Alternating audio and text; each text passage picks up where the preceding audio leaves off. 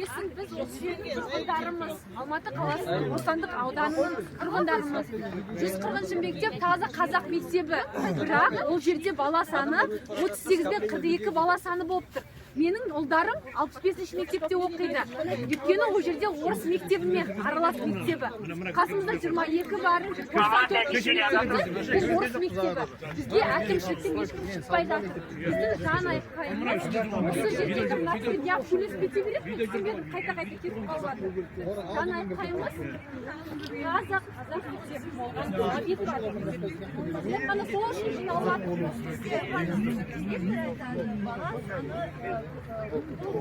Болмаса, орыс сыныптарды аш деп жатыр да, соларды кеше олар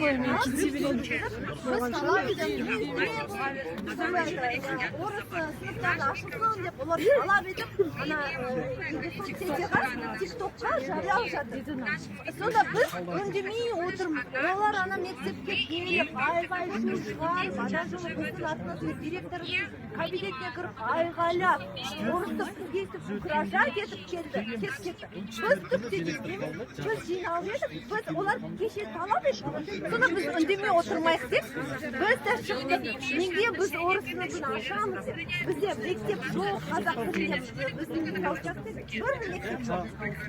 Соны біз соны талап етеміз деп шықтық, соны біз де жеткізейік деп.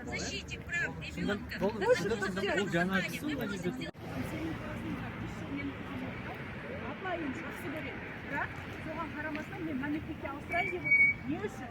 Өйткені бұл қазақтың баласының ұрпағын, санасын уламау үшін